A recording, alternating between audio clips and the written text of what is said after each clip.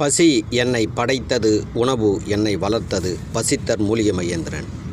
பதிவு நாள் 9/2/2025. இன்று ஒரு உணவை பார்ப்போம். எனக்கு உணவு, உங்களுக்கு மூலிகை. இது மூலிகைலாம் கிடையாது. இது புரியுதுங்களா? கொஞ்ச நாளைக்கு சொல்லிங்கிறேன், உங்களுக்கு புரிய வரலாம். இன்னும் பிற்காலத்தில் கம்ப்ளீட்டாக உணவு தான் நான் நடத்துவேன். ஃபஸ்ட்டு உணவை உணவுன்னு சொல்லுங்க. ஒரு படைத்தது, கடவுள் படைத்தது எல்லாம் உணவு தானே. அதை மூலிகைன்னு சொல்லி கொடுக்குற அளவுக்கு இப்போ மாறி போச்சு. சரி, இப்போ இப்படி மாறிட்டோம். இப்போ என்ன பண்ணலாங்க ஐயா? அதனால் பழையபடி மாறிடுவோம். சிம்பிள். கொஞ்சம் மாற்றி சிந்திப்போம். புரியுதுங்களா? அதனால் இதுக்கு மேலே மூலிகைன்னு சொல்கிறத காலப்போக்கில் பேச்சில் இருக்க குறைங்கோ. சொன்னதும் நீங்கள் சொன்னது தப்புன்னு இல்லை, மாறலாம்ல. புரியுதுங்களா? உணவை உணவுன்னு சொல்லுங்க. புரியுதுங்களா? நீரை நீருன்னு சொல்லுங்கள். இல்லைங்க ஐயா, நாங்கள் வாட்டர்னு சொல்கிறோன்னு சொல்லாதீங்க. தமிழில் சொல்கிறீங்க, அது இங்கிலீஷில் சொல்கிறோம் வாட்டர்னு சொல்லிட்டோம். நீங்கள் தமிழில் பேசுகிறாள், புரியுதுங்களா? நீருன்னு சொல்லுங்கள். அற்புதமான வார்த்தை அது. இப்போது நாட்டு பொன்னாங்கண்ணி, புரியுதா? நாட்டு பொன்னாங்கண்ணின்னா பாருங்கள், இது தாங்க நம்மளுடைய மரபு நாட்டு பொன்னாங்கண்ணி. புரியுதுங்களா? மரபு நாட்டு பொன்னாங்கண்ணி இது தான். புரியுதுங்களா? இதை பொன்னாங்கண்ணின்னு பல பேர் விற்றுங்கிறாங்க, இதை வாங்கி சாப்பிட்டுங்கிறாங்க. என்ன பண்ணுறது இந்த மக்களை? என்ன பண்ணுறது? இந்த எப்படி இருக்குது பார்த்தீங்களா?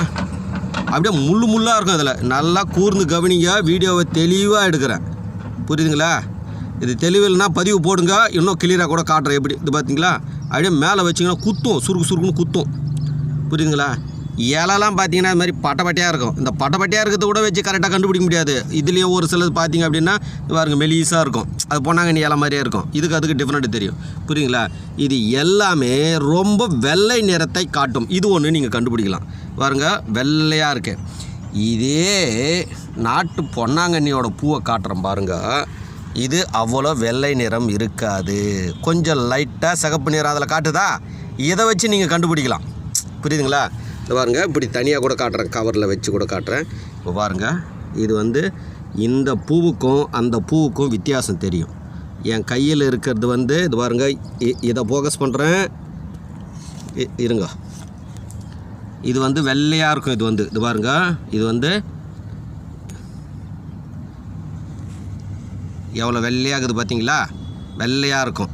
இது அதே இதை பாருங்கள், கொஞ்சம் நானே ஒரு சில இடத்துல ஒரு நேரத்தில் திணறுவேன். கண்டிப்பாக கஷ்டம்தான். இது பாருங்கள், கொஞ்சம் மங்கலாக இருக்கும். இது புரியுதுங்களா? இலை பார்த்தீங்கன்னா கூராக இருக்கும். பார்த்தீங்களா? கூர் டைப்பில் வரும் இலை. இது இலையில் கூட அந்த அளவுக்கு கண்டுபிடிக்க முடியாது. ஆனால் இது ரொம்ப பட்டையாக வராது. இது தாங்க நாட்டு பொன்னாங்கண்ணி. இன்றைக்கி மாநகரத்துலேயோ கிராமத்துலேயோ, புரியுதுங்களா, இது நாட்டு பொன்னாங்கண்ணி. இதிலே ஒரு ஹைப்ரிட் இருக்குது. அதை விட இது ஒரு ரகம். இது நம்மளுடைய பாரம்பரியம் தான். இது நம்மளுடைய பாரம்பரியம். இது ஆடு மாடுகள் கொஞ்சம் விரும்பி சாப்பிடும். இது ஏன் சாப்பிடும்? இது மனிதர்கள் இதை அதிகம் சாப்பிட்டது கிடையாது. அதை தான் உங்களுக்கு நான் புரிய வைக்கிறேன். நான் என்ன புரிய வைக்கிறேன்னு புரியுதா? இதை அதிகம் மனிதர்கள் சாப்பிட்டதில்லை. இதை தான் நீங்கள் புரிஞ்சுக்கணும். இதை புரிஞ்சுக்கணும். இதுக்கு மேலே படிப்படியாக இதை நீங்கள் தெரிஞ்சுக்குங்க. கீரை வகையெல்லாம் இந்த வீடியோவில் திருப்பி பார்த்து உங்கள் பிள்ளைங்களுக்கெல்லாம் சொல்லிக் கொடுங்க. இது மாதிரி வெள்ளை நிறத்தில் இருக்கும். இதில் பார்த்தோம் அப்படின்னா கை வச்சோம்னு வச்சுங்களேன், பாருங்கள், அந்த பூ மேலே கை வச்சோம்னா முள் மாதிரி குத்தும் அப்படியே. ஆனால் இது மேலே கை வச்சோம்னா, இந்த பொன்னாங்கண்ணி பூ மேலே கை வச்சோம்னா, இது பாருங்கள், பூ மேலே கை வைக்கிற மெத்துன்னு இருக்கும். எப்படி? அப்படி மெத்துன்னு இருக்கும். அதே மாதிரி இது பாருங்கள், கலர் பொறுமையாக காட்டுறேன். ரொம்ப பொறுமையாக பாருங்கள். அவசரப்படுற ஆளுங்களாம் பார்க்காதீங்க. இந்த வீடியோவை அழுத்தத்தையே கொடுக்குறேன் நான். புரியுங்களா? பொறுமை இருக்கிறவர்களும் பாருங்கள். சிகப்பு நேரம் இருக்குதுங்களா? அப்படியே கொஞ்சம் காட்டும், மெத்துன்னு இருக்கும். இது முடிந்த அளவுக்கு நான் எடுத்துருக்கேன், கவர் பண்ணியிருக்கேன். இது எங்கே அப்படின்னா இந்த ஏரியில் எடுத்தேன். பார்த்தீங்களா? எடுத்தேன், அடுத்த செகண்டே வீடியோ போட்டேன் பாருங்கள். இதுதான் நாட்டு பொன்னாங்கண்ணி ஒரிஜினல். அது இப்படி தான் இருக்கும். வேறு பார்த்தீங்கன்னாலும் நல்லா இது மாதிரி மெலிசாக இருக்கும். நல்லா தடியாலாம் இருக்காது. இது பார்த்தோம்னா இந்த ஹைப்ரிட்ன்றது பார்த்தோம் அப்படின்னா வேர்லாம் இந்த மாதிரிங்க கொஞ்சம் தடியாலாம் வரும். கொஞ்சம் தடியாலாம் வரும். இது மெலிசாக தான் இருக்கும். இதுதான் நம்மளுடைய பாரம்பரிய நாட்டு பொன்னாங்கண்ணி. இதை சாப்பிடுங்க. இந்த பொன்னாங்கண்ணிலாம் சாப்பிட்டீங்கன்னு வச்சுங்களேன், பாடி எப்பொழுதுமே குளிர்ச்சியாக இருக்கும். ஆணனுடைய வெட்ட சூடும் பெண்ணுனுடைய வெட்ட சூடும் நீக்கும். என்னடா எது எடுத்தாலும் ஆணனுடைய வெட்ட சூடு பெண்ணுனுடைய வெட்ட சூடு சொல்கிறாரு. இது ரெண்டு தாங்க நோய். இதெல்லாம் நோயே இல்லைங்க. இல்லாதெல்லாம் பேசி கிடக்குறீங்க, புரியுதா? எனக்கு தெரிஞ்சு போச்சு, புரியுதுங்களா? உடலில் ரெண்டு நோய் வரும். குளிர்ச்சியால் ஒரு நோய் வரும், வெப்பத்தால் ஒரு நோயே, அவ்வளோதாங்க. இன்னும் புரியுற மாதிரி சொல்லணும், பகலில் ஒரு நோய் வருங்க, பகல் வெப்பம் அதில் ஒரு நோய் வருங்க, இரவு குளிர்ச்சி அதில் ஒரு நோய் வருங்க. ஏங்க நோய் ரெண்டுங்க, புரியுதா? சிம்பிளாக வாழுங்க, ஏன் கஷ்டப்பட்டுன்னு? என்னடா இவர் எதை பார்த்தாலும் ரெண்டு நோய், ஆணுக்கு ஒரு நோய் வரும், பெண்ணுக்கு ஒரு நோய் வரும், எல்லாமே ரெண்டு தான். கால்சியம் மெக்னீசியம், இரவு பகல், புரியுங்களா? சூரிய நாடி சந்திர நாடி. அங்கே எந்த சத்து? மூக்கில் ஒரு சத்து போதுங்க, சந்திர நாடியில் ஒரு சத்து போது, குளிர்ச்சியாக போகுது, சூரிய நாடியில் ஒரு சத்து போது, வெப்பம். இந்த ரெண்டு சத்து எல்லா நோயும் குணப்படுத்திடுச்சு. அப்போ எல்லா நோயும் குணப்படுத்துனா அந்த உடம்புல ரெண்டு நோய் தான் இருக்குது, புரியுதுங்களா? வெப்ப நோய் ஒன்று, குளிர்ச்சி நோய் ஒன்று, புரிஞ்சுங்க. அது ஆண் தன்மையான நோய், பெண் தன்மையான நோய், புரியுதுங்களா? காமெடியாக இருக்கும் என் நிகழ்ச்சி, புரியுதுங்களா? சரி, இல்லைங்க ஐயா, நாங்களாம் நிறைய பேசினா தான் எங்களுக்கு புரிஞ்சுக்குவோம். நிறைய நாங்கள் பேசணுன்னா சரி, அதனால் பேசுவோங்க, அது உங்களுக்கு திருப்தி. நான் இப்படி தான் பேசுவேன். மூலிகை மகேந்திரன்லாம் வீடியோ இப்படி தான் இருக்கும், பேச்செல்லாம் இப்படி தான் இருக்கும். இதை புரிஞ்சுக்கோ. அவன் நிறையெல்லாம் பேச மாட்டான், எதுக்கு தேவையில்லாத ரொம்ப நேரம் பேசி கிடக்குது, புரியுதுங்களா? நீங்கள் எதை பேசினாலும் சரி, நீங்கள் எவ்வளோனாலும் சரி, உடம்புல ரெண்டு தான் இருக்குது. வெப்பம் ஒன்று இருக்குது, குளிர்ச்சி ஒன்று இருக்குது, ஆண் தன்மை இருக்குது, ஒரு பெண் தன்மை ஒன்று இருக்குது.